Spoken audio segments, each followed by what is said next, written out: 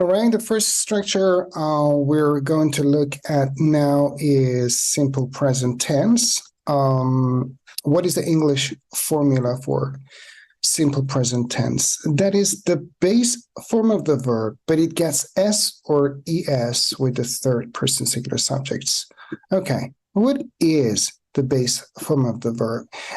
Basically, it is the infinitive, but without to. So we remove to from the infinitive when we get the base form of the verb. Look at the example here. I smell, you smell, we smell, they smell. So imagine you're at the gym exercising like crazy. So it's pretty natural to smell. So that is why people basically use deodorants or antiperspirants to not smell or smell less. Okay, so he, she, it, because these are the third person singular subjects, we use S.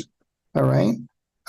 We add S or ES to the verb. So we say he smells, she smells, it smells. In order for us to make present simple structures like negative, we use do and does to make them negative and or form a question.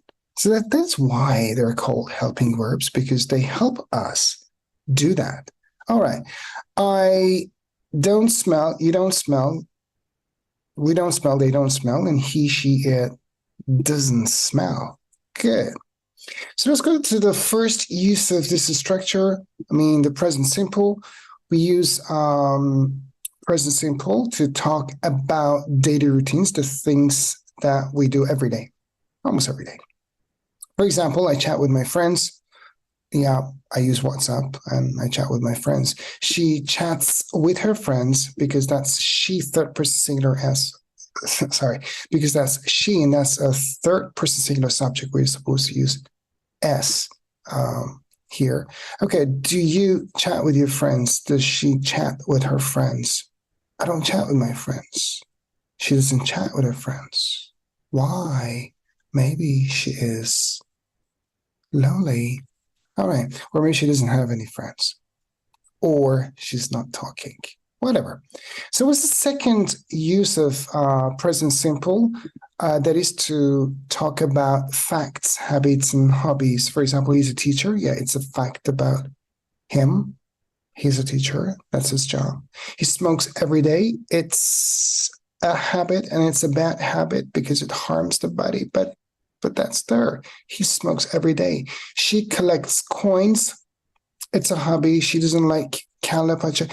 There's something strange about Calipacha, or is it weird? There's just two kinds of people, the two ends of the extreme. Some people love it, some people hate it. Anyways, do you still collect shells?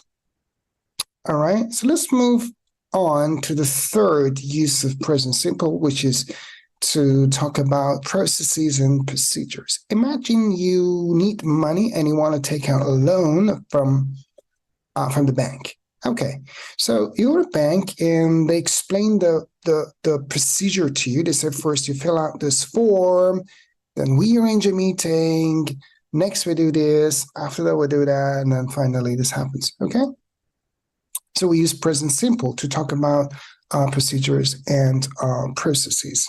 And we basically use these sequencers first, then next, after that, finally.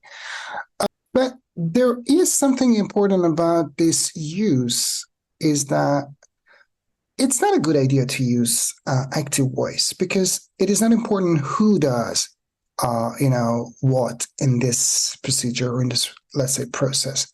The thing which is important is the job. So we use the passive structure. And in the passive structure of present simple, we use am is are plus past participle. Look at the example. First, this form is filled out, then a meeting is arranged. All right, let's move on to the fourth use of present simple. The fourth use of present simple is to talk about future plans, but timetable. So in fact, we're talking about future and the things that are planned, but because they're timetabled, like school activities, TV programs, shows, and transportation, we are supposed to use present simple. So we don't say the plane will land at 4. Of course, it's happening in the future, but we say it lands. The plane lands at 4, or the movie starts at 8 tonight, because there is a timetable on TV showing which show is on at what time. All right, the train leaves at 2, and we want to form a question about TV things, TV shows. We say, what time does the show start tonight? All right, thank you.